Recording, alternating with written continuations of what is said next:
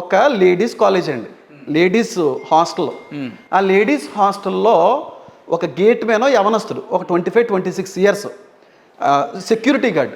ఆ సెక్యూరిటీ గార్డ్కి డ్రింక్లో మత్తు కలిపండి ఇచ్చారు. అందులో అమ్మాయిలు ఎవరో ఇచ్చి 2-3 అమ్మాయిలు ఆ వ్యక్తితో తప్పు చేశారండి, పాపం చేశారండి. ఈ వ్యక్తి తర్వాత తెలుసుకొని కంప్లైంట్ ఇచ్చారండి. విన్నారండి ఎప్పుడన్నా న్యూస్ ఛానల్లో? అడగండి. ఇప్పుడు ఎవరు తప్పు సార్? అది ఎవరిదండి? ఆ వ్యక్తిది అయితే ఆడు కంప్లైంట్ ఇస్తాడా సార్? సార్ ఎవరో చేసిన దానికి ఆ వ్యక్తిని అనకండి సార్. నిజంగా ఆ ఇన్సిడెంట్ తప్పనైతే మీరు ఒప్పుకుంటారా? అక్షరాలు కానీ తప్పని ఎక్కడ ఉంది? బైబిల్లో ఉందా? తప్పు కాబట్టి దేవుడి యొక్క స్వాస్థ్యంలో భాగం. తప్పని ఎందుకు మెన్షన్ చేయలేదు సార్? సార్ తప్పు చేసిన లేపేసినోడు ఉన్నాడు సార్. దేవుడు బైబిల్ తెచ్చిరా మీ దగ్గర? సార్ బైబిల్కి ఒక దండం సార్.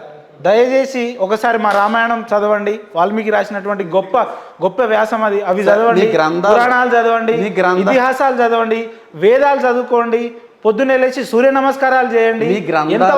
మీ ఆరోగ్యం ఎంత బాగుంటది. పొద్దున్నే లేచి గాయత్రి మంత్రాలు చదవండి. మా ఎండి గారికి బాగా వచ్చి చదువుతాడు ఆయన. గాయత్రి మంత్రాలు చదవండి, అంటే వైష్ణవి మంత్రాలు చదవండి. మీ గ్రంథాలంటే గౌరవిస్తున్నాను సార్, గౌరవిస్తున్నా. బంధువులు హైందువులు ఉన్నారు, వాళ్ళ ఫెస్టివల్స్ మధ్యలో ఒక మాట అన్నారు, గుర్తుందా?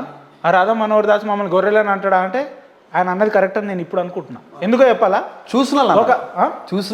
ఎందుకో చెప్తా అయినండి. చర్చిల ముందు ఆదివారాలు కోళ్ళు కోయడం ఏందండి? ఏ యేసుక్రీస్తు చెప్పిండు మీకు? ఏ మరియమ్మ చెప్పిండు? టాపిక్ మళ్ళీ రేస్ చేస్తున్నారు. అట్లాగా సార్, మీరు గ్రంథాలు చేయకూడదు. మీరు నిజాల్లోకి రండి అంటున్నా. అలా చేయకూడదు. నిజాల్లోకి రండి అంటున్నా.